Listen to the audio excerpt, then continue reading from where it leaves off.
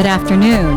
This is Stockton 360 News Magazine, and I'm Professor Jimenez. Alongside me is the director of San Joaquin Pride Center, Nicholas Hatten. Hi, Nicholas. Greetings. And we have a very special guest this afternoon, and her name is Toni Delgado. Welcome, Toni. Thank you. Thank you for having me. So we are doing a special segment, a series of 4, called Cancer in the LGBTQ Communities, and it's advocacy and awareness on it. And this is the second of the 4 series, and we're really, really proud that we were able to actually coordinate with Nicholas in bringing forth these stories, as well as the people that come along with the type of illnesses of different cancers that affect our communities. Right. So thank you so much for being here this afternoon. Sure. Okay, so, this is going to be just like a discussion. So how's everything going? I mean, good afternoon, aside from this morning. We had our shutdown of our businesses here along the mile. How's life so far? Everything's good. Yeah. Everything's good. Okay, so Toni, if you don't mind, let's start with a background on you. Yes, I'm originally from the Bronx, New York. I'm a Navy veteran. I was in the service for 16 years. And my last duty station was here in California, down in Southern California. And I just made my way up this way, and I've been here about 19 years in Stockton. I love it.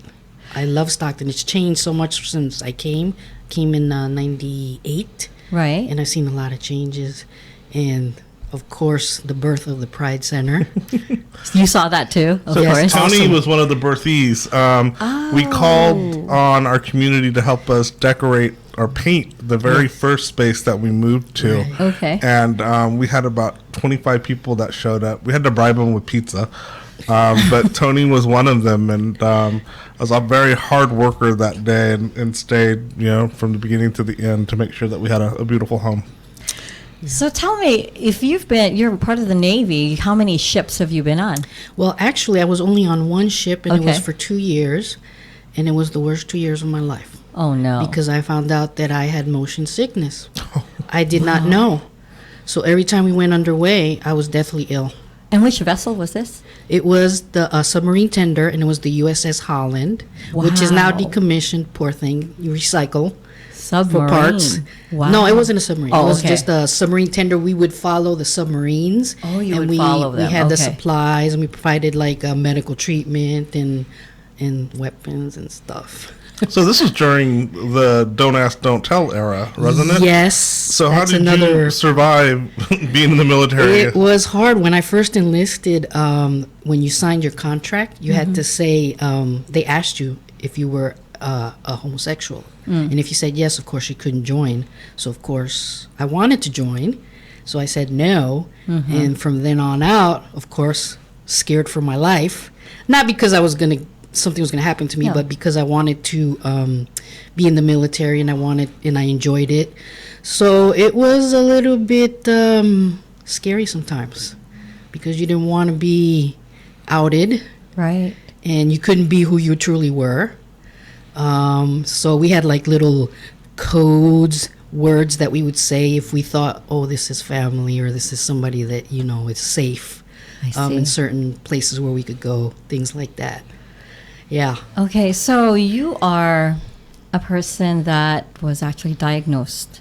Yes. Okay, so we had someone this morning, and he was great. I really liked him. Yes, we love him. And in your case, what were you diagnosed with?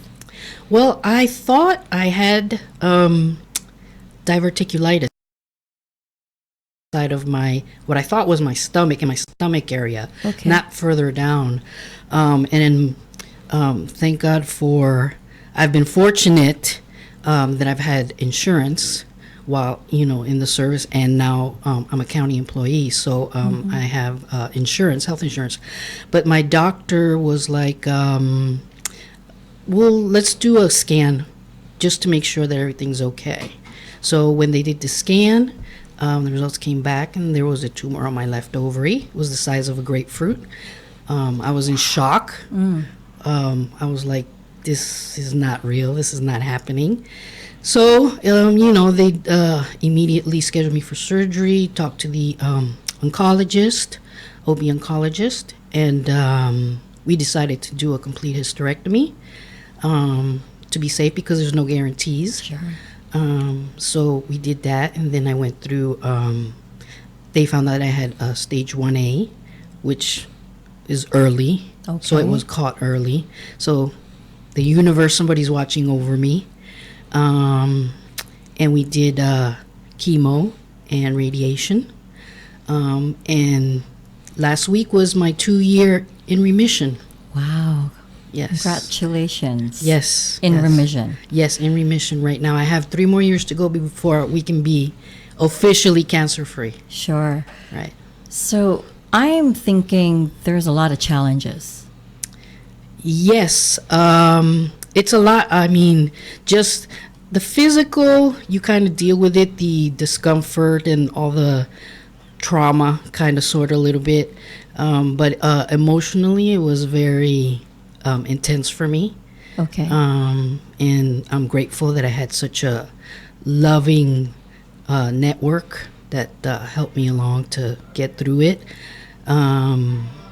The worst thing for me out of everything was losing my hair. And even though I don't have that much hair, okay, but just, I think it was the sense of not having control of what was happening. right. So I lost my hair and my eyebrows. And that was like the hardest thing. And like, it was just like, that broke me down. Really broke me down. So your support system are your family as well as friends? My friends. My family, most of my family is on the East Coast. Okay.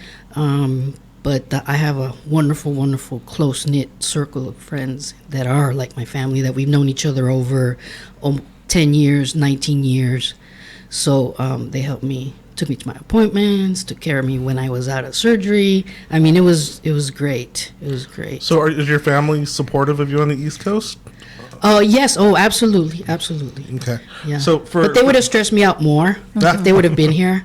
So that's why I was like, let's just do this over here. They would have stressed you out more. So for many in our community, Okay. for those of us who are not accepted, we feel that we have to get away from our family, and so that's why I wanted to clarify.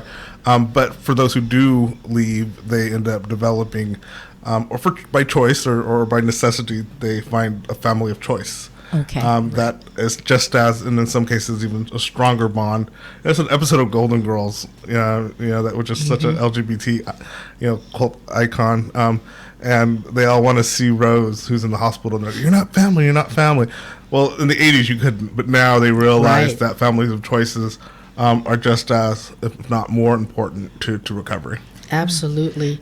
And one thing, of course, it was I identify as a butch lesbian. Okay. So it's always been a little bit difficult for me to talk about or discuss anything with my physician regarding any kind of female issues.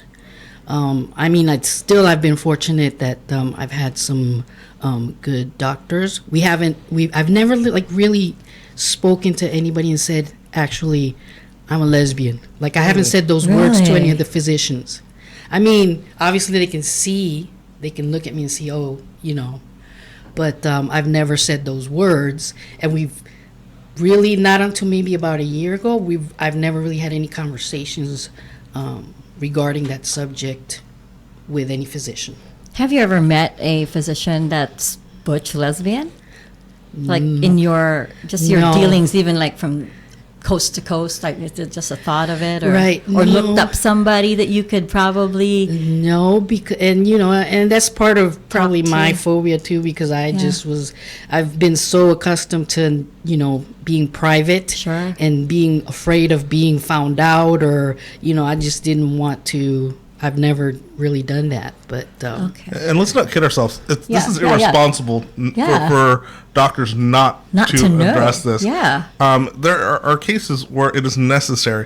We do our cultural training, and we do it to doctors, and we tell them that you shouldn't overemphasize and you shouldn't underemphasize. And what we mean by that is sometimes it's necessary to know if you are LGBT. Ask, get it over with, so that you can provide the unique care that our community deserves. But by ignoring it or making an assumption, you're doing your patient wrong. Right. And I avoided, of course, having the exams that we're supposed to have as females. At all costs, I would avoid them. And for a few years, and you're not thinking, I mean, Sure. you're okay, say my healthy, whatever, but you don't know what's going on inside. Of course. The physicians they were trying to do their job at times, by trying to schedule me for the appointments, for the annuals and whatever. And I would be like, yeah, no, I'm not going. So when you find, I would go eventually, and Right. my test would come back okay. I mean, no. So when that happened, it was a real surprise, and so that's why I'm like, please, please, please, do your exams that Yeah. you need to do. so it took you how long before you decided to do that exam? Well, I mean, I was doing them, but I was like stretching the time in between. Yeah, because you're supposed to do it at least once a year or 6 months. No, it's like every 2 to 3 years, depending on how sexually active you are, I guess. And also the age, right? Right. Our age, yes. Yeah, and I'm not a spring chicken anymore, so. I was stretching them out. Like if I could get away with like 5 years or 6 years, yeah, I was Okay, stretching them out. so it looks like you're doing really well. I am. You're happy, Yes. you're positive. Yes. So there are good days and bad days. Right. Okay. There were some bad days. What's days. the worst day? The worst days I think were like after chemo, like the 4th or 5th day, I would feel the effects, which I had really bad neuropathy on my feet, and I could not get out of bed and step on my feet. I would crawl to the bathroom. Ouch. But while I was doing chemo, I went to work. I would like work half days when I felt, that I could do it. And then the days when I had really bad neuropathy where I could not walk, I didn't go. My employer, very, very, they were very good. They were very good. They That's worked with good. my schedule, very supportive. My coworkers, special diet while I was, doing chemo. Sure. They would have lunches with just like veggies, everything. They made sure everything was cooked because I couldn't have anything raw. Right. And everybody was very supportive. I've been blessed with good people in my life, Well, that's a good thing. and that gets you through. So in our county and here in San Joaquin, do we have enough resources for those that are, diagnosed with cancer, and also for those who are like you in remission? So do you think that there's more that needs to get done, or do we have ample I worry now resources? about this whole deal with the Affordable Care Act. Okay. Because really, I mean, for people that can't afford insurance or don't have it, I mean, if you find out that you have cancer, you're in big trouble. Again, I'm fortunate because I have an employer that provides good health insurance, and I had good treatment from the beginning to the end. Everybody was fantastic, and even the radiation, when I had to get the radiation treatment, they only do that type of radiation treatment in Santa Clara, and it's like a kind of a newish state-of-the-art radiation. So, I mean, again, I'm fortunate, but for other people that can't afford it or don't have it, I worry about that right now. Okay. I hope. Yeah, that is, right now the whole healthcare and I guess a lot of things are just up in the air because of the Right. whole new administration. Right. I was just speaking an hour ago Right. with someone from Health Plan of San Joaquin, and we were talking about the unique needs of our community and what we can do to be proactive. And he was saying it's all about preventative. It's all Right. about screening, catching this. Exactly. And you have two very different stories today. I do. And Danny feeling accepted and embraced by his healthcare providers from the get-go, which I think speaks to Danny's personality. Right. And then you have Toni, who was a little hesitant. Sure. Yet in both cases, they were immediately called to have surgery within a day, right? Yeah. And so they were very fortunate to have that health care. But we're going down a very slippery slope. Sure. Where what if they weren't able to go to that appointment, and 2 days later would we have been looking at an outcome where we wouldn't have been able to interview either of them? Right. And that's a really scary prospect. And the fact that 20 to 25% of our LGBT community voted and supported this direction that we're heading down it's telling. It is. Right. So there are probably a lot of young, young youth out there, or even younger, I'd say, community members in the LGBTQ. Some young butch lesbians, right? Some young butch lesbians, yes. right? I see them. I see my kids. So tell me, what would be your advice be to them? Because these are your, this is legacy, right? Right. I just hope that they are, that they're aware, that they listen to what we have to say, and how important it is to take care of your health, because you're not going to be young forever, and you do need to take, like Nicholas said, the preventive measures, to do your exams, even though we don't like them, we don't want to do them. Because we just don't know. I mean, even if you're young, you're still, cancer doesn't discriminate, so it doesn't matter what age, or what sex, or what nationality you are. So that's true.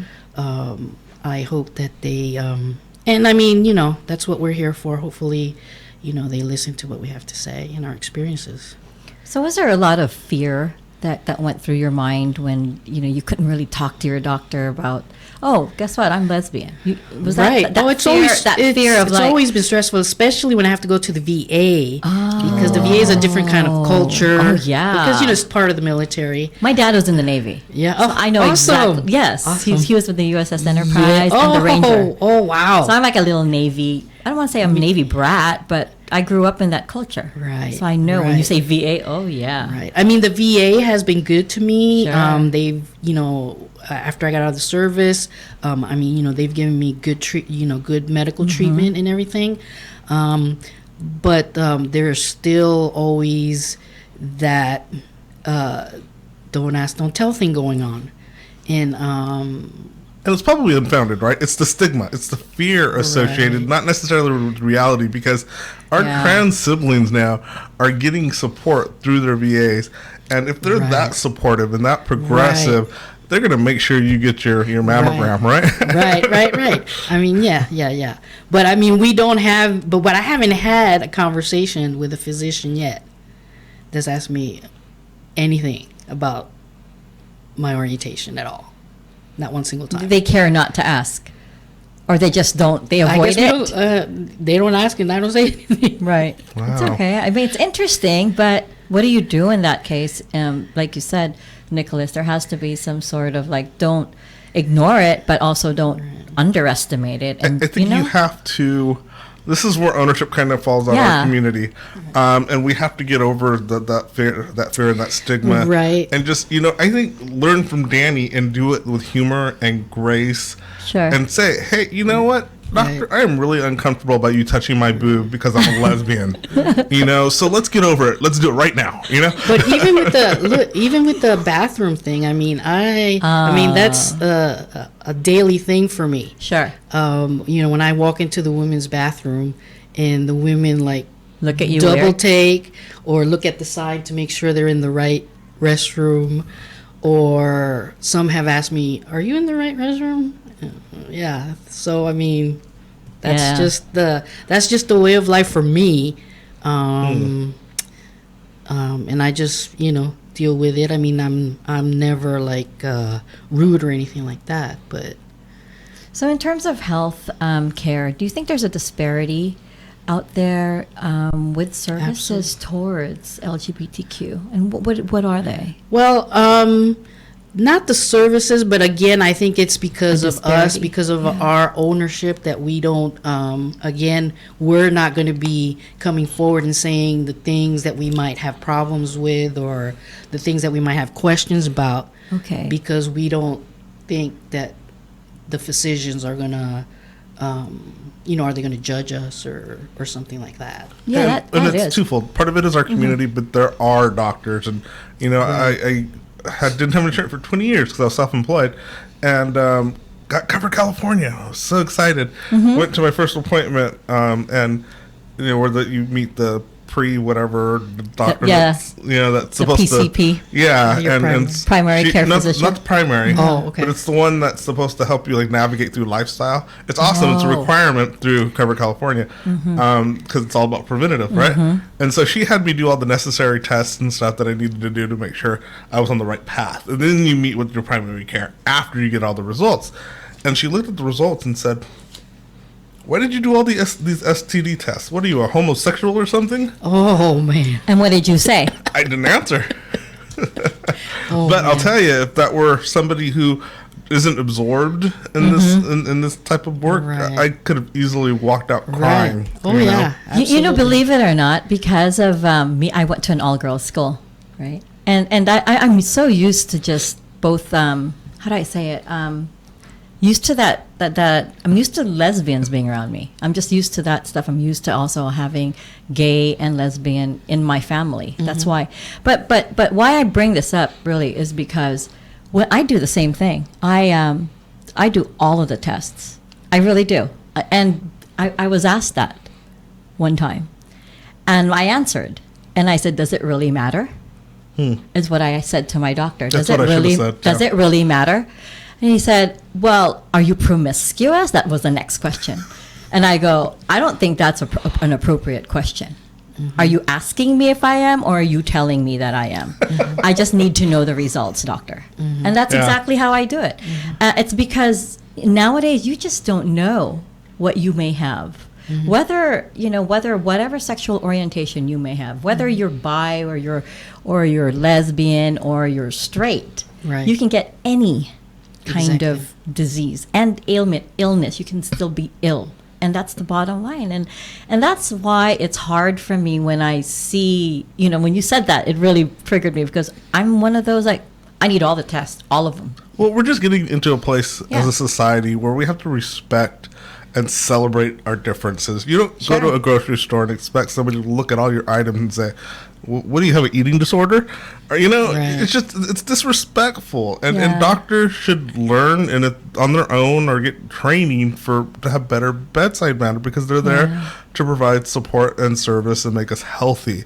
And if they're not doing that, they're being counterproductive to the whole system. So get out, become a taxi driver, do something else. Well, they're coming along. They're coming along. So we're here. We're not going anywhere. So recommendations maybe should be a little bit more sensitivity, Yes. right? Some more cross-cultural or cross-training to all professions. And be aware of body language. I think you were probably given the signals that you were uncomfortable, and Probably. so they could have just made a joke and rolled with it. Learn from Danny and make light of the moment and be positive and energetic about it. That'll get you through anything. That's true. Yeah, but when you're there, who wants to be in the doctor's office? Nobody wants to be in the doctor's office. I'm not relaxed in the doctor's office, especially when I have to put my legs up in the stairs. I know, that's true. Heck no. I don't think anybody likes that. I Right. mean, that's like I fear that every time I have to look up there, I'm like, really? I'm here? Oh no. I'm like, oh no. Just the mere fact that you have to be examined. Well, I think it's great that our young butch lesbians are going to hear you share that and be honest and be graphic about that experience so that they'll get over the curve. Carrie, who had colon cancer, and I can't wait to hear about the rectal exam. But women have to do that too. Yes. Oh, yeah. Yes. Oh, that is the worst. Still, I have every 6 months I have to get checked. So, Wow. Yeah, it'll be until I'm officially cancer free. Wow, and that experience. Right. It's not pleasant. It doesn't matter that there's a scenery of a beach up there or whatever on the ceiling. You're still, you still know what's going on over there. Okay, so in closing, for those that want to get help, that are butch lesbians, where do they go, Nicholas, and what should they do? So we've got a couple options. This Sunday we have the family day at the park. And Tony, you're going to be out there? Sunday? Yeah. I think I may, yes. So we'll have some members there. I know Okay. that our next guest will be out there manning a table. We're going to have a panel discussion with Toni on the 15th, on Okay. Thursday at the Pride Center at 6 p.m.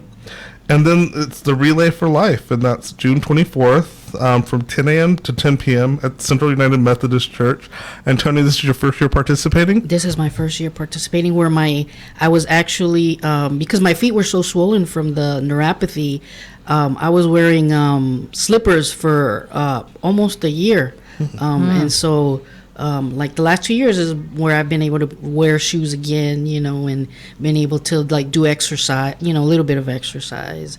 I'm getting back into that. Can I just ask, because you've, over the past 2 years, you've come to like drop off food for our youth or Yes. different activities. So you were in pain and you still would get up and do those things? Of course. I didn't know that. Of course. Wow. Support the kids, I mean, that's our family. Wow. Thank you for that. Sure. Right. So there you are, our listeners, those who are interested in knowing more and also seeing and meeting Toni as well as Nicholas Hatten. Please come out. Come out this weekend to, it's called LGBTQ Day in the Park. Family Day in the Park. Family Day in yes. the Park. If they want more information, they Yes. can go to our website, sjpridecenter.org. There you go. We're on Facebook. I'm learning all these things you have to plug. Facebook at SJ Pride Center. Okay. And we're at Twitter, too, at SJ Pride Center. There you are. So that concludes our interview just for today, for this series. But thank you so much, Toni, for coming in. Thank you for And you're having always welcome. Please, Sure. your permission. Thank you. Want to know, and we're always here for you, the voice of Stockton. So I am Professor Jimenez with Stockton 360 News Magazine, just signing out from Series 2.